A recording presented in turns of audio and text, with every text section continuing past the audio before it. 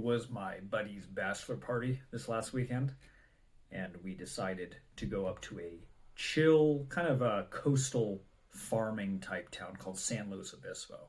It's about 4 hours north of where I am now. I drove up separately on Thursday, and plans just a chill weekend. Just chill weekend, stay in an Airbnb, kind of go for some hikes, hang around town. Not a rowdy bachelor party. I drove up separately. So I went up Thursday afternoon. And while I was heading up, there's a place called Santa Barbara, which is about halfway between where I am and San Luis Obispo. So I'm on the road, 2.5 hours in. I decide I'm going to stop in Santa Barbara. I'm going to have lunch. I head up there, and by this point, I got some traffic, so I'd been on the road for pushing 3 hours at this point, and I really had to pee. Really had to pee. So I pull off and I see a couple of restaurants along the road and I'm like, okay, nice. I got to get lunch and I got to pee. So I'm just going to stop, grab food, and then go there. I park on one of the side streets and then I walk a couple blocks back to the restaurant that I had seen. Walk along the street. I find this ramen bar. I attempt to open the door. Closed. I'm like, ah. And I look and it's like they're closed from 2 to 4 and it's like 3 o'clock in the afternoon. Damn. All right. I think there was another restaurant like another block and a half down this way. Let's just go down there. So I walk down there, some Thai place, try to open the door, closed. Also closed from 2 to 4. Like, dude, I'm pretty hungry, but I really need to pee. I have to pee so bad. And I should have just continued on down the road. You know, third time's the charm, right? So I should have just continued down the road, found another restaurant. But at this point, I'm thinking like, I didn't see too many other restaurants along this path. I'm not sure if I'm like, how far do I have to walk? I really have to go. It's probably gonna be faster to just walk back to my car, get in the car, and go drive to a location and then find a restaurant. So that's what I decided to do. Instead of walking back along the main drag, though, I'm walking behind the businesses that I had walked past. I'm walking in the alleyway behind the businesses. While I'm walking down this alleyway for the 4 blocks I had to walk, I I really have to piss. Like it's getting real bad at this point, and I'm kind of like looking as I'm walking into like the back of each of these businesses, like in the back lot behind the building. And there's the my conscience. My conscience was like, "Don't do it, dude. It's the middle of the day. It's 3 o'clock on a Thursday. It's the middle of the day. You're not in college anymore. You can't be doing shit like this." But I really had to go. And so I'm walking past all these businesses. I'm like, oh, God. And I get to the very end. And I'm still like really debating. I'm like, I'm about to bust at this point. I'm like, it's getting real bad. I'm about to bust. And I'm like, man, I'm still like a block and a half from my car. Then I got to drive down the road and figure out like, where am I going to end up? Like it might be 10 minutes. I don't think I can hold 10 minutes. I really don't think I can. And I don't want to be doing this, but like I think I gotta go. So I'm at the very end of this alley, and the building is like this, like a mini mart or something. And the back alley behind the building is like the perfect spot. It's just this kind of like enclosed. It's this chain link fence meets the corner of the building. Like this is the spot. No one can see you from either direction. I'm like, all right, let's just make this quick. So I walk back there and I just start to pee through the chain link fence. As I'm peeing, I'm maybe like 10 seconds in and I hear this car coming up behind me. And it's driving fast. And the first thought that comes to my mind is, cop? No. Cops are quiet and in control. This driver sounds out of control, like angry. This is something much worse. So I stop peeing and zip up and I turn around and the car comes to a stop and the guy just opens the door and gets out and starts walking towards me. Not a cop. Guy kind of looked like drug dealer vibes or Just some guy in a really dark place of his life. And I'm standing there in this corner. To my right is the side of the building. To my back is a chain link fence. In front of me is now him and his car. The only path out is this gap of maybe 10 feet to my left, and then 50 feet to the longer alley. And let me tell you, I looked in this guy's eyes, and I have never seen someone so angry in my entire life. This guy was just pure rage. Like I looked him in the eye. I've never seen an actor on TV even close to how angry this guy was. Murderous. He had like murderous intention in his eyes. I've never seen this before, and I hope to never see it again. And there's just this moment, and he walks towards me, and he stops, and he's maybe like 8 feet, 10 feet away. And he says, I can't even muster how close to the level of wrath that he had to even articulate this. But he's like, what the fuck are you doing back here? Pure hatred in his voice. And there's just kind of this moment. And I'm thinking, okay, I have 3 options. Option 1 is fight my way out. I have 2 advantages. The first is I'm fitter than him. The second is I have some training, and I'm guessing he probably doesn't. That's just a theory, but I'm guessing he doesn't based on how emotionally out of control he is, so that's usually not what someone who has martial arts discipline would act like. But that's just a guess. However, he has 2 advantages. The first is that he is blinded by rage, and I can tell he wants to fight. And he wants to fight brutally. Like, he's willing to go to a place that I'm not. The second is my intuition told me he's armed and he has something that you don't. And I could just tell. He had a big baggy hoodie, kind of baggy pants, looked like, yeah, he's got something. So fighting was out of the question. It's like, maybe you could lock him up, but he pulls whatever he's got, it's game over. Okay, that's not going to work. Second option, what about running? It's like, well, if he's got a knife, I should be good. I can outrun him. If he's got a gun, maybe not. It's a good 50 feet to the alleyway, and then that alley's a long run. And there's not any turnoffs. None of the buildings connect through to the street. I'd get locked in back there. So my third option is I have to talk to him. That's my only choice.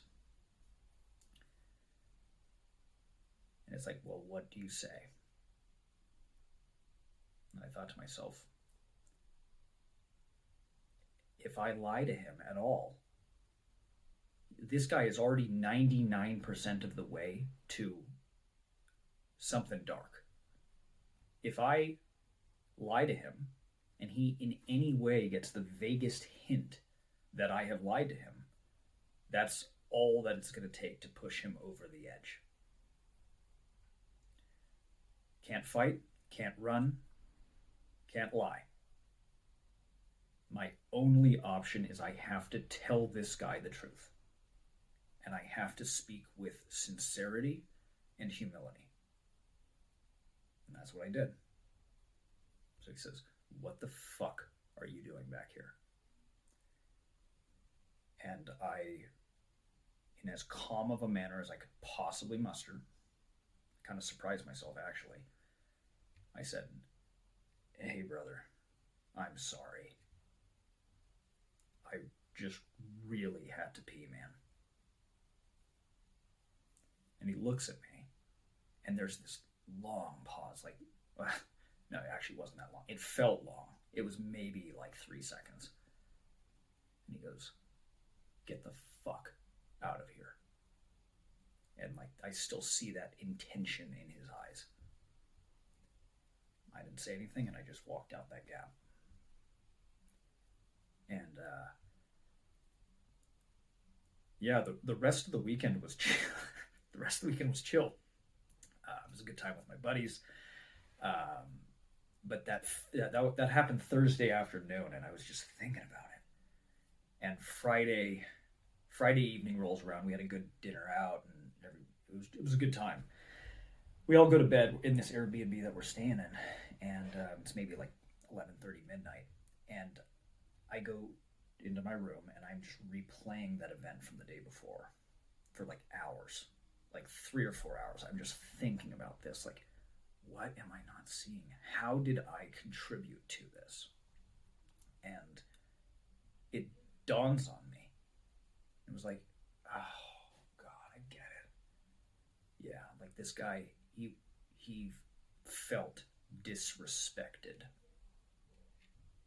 He felt like I disrespected him, and I'm guessing this was his place of business. Like he was the owner of this mart, and he felt like by peeing on the back of his building, I was just pissing on him and his legacy, and I fundamentally disrespected him as a man. And I'm not saying his reaction was appropriate and the place that he was potentially willing to go, but yeah, I saw myself from that perspective. I'm like, oh God, yeah, I disrespected him. That's what it was. And then what I did was, in that moment, it's like 2 a.m. at this point. I thought, okay, I have to free myself from the emotions of this situation. So what I did was I pictured myself. I was in my room there processing this scenario, and I pictured him as if he was in his room at the exact same time doing the exact same thing. And then I pictured myself almost like psychically speaking to him. And I told him, "Hey man, I need to apologize for yesterday. I shouldn't have disrespected you and your place of business by doing what I did. I'm not going to make any excuses. My behavior was not justified. I am sorry. And I thank you for letting me walk away that day. And I also want you to know that I forgive you. And I hope you can forgive me." And as soon as I imagined that scenario, I felt a huge weight come off of my chest. I felt free. And it's not to say that I haven't still thought about this scenario since then, and that it's not still a heavy situation, but it's not burning me up inside, because I've recognized how I contributed to this, and I've internally accepted and apologized to him for this, and I've forgiven his reaction to me. And there was a tool that came out of this, and 3 lessons from this whole event. The tool was what I just described. And this is something that applies to any emotionally heavy situation, something that's unresolved from your past that you've been holding on to. Picture yourself interacting with the person that the problem is with. And picture yourself having that conversation with them and taking responsibility for your contribution to the problem. Take responsibility for that. Apologize for that.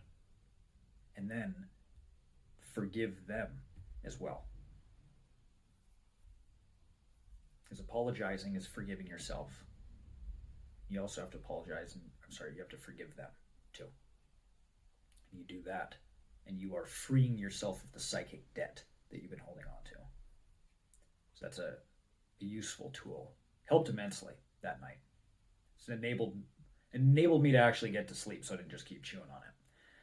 The 3 lessons that I got from this.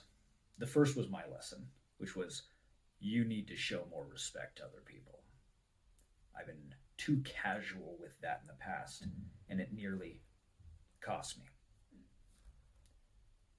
His lesson, I suspect, was you need to learn to control your temper.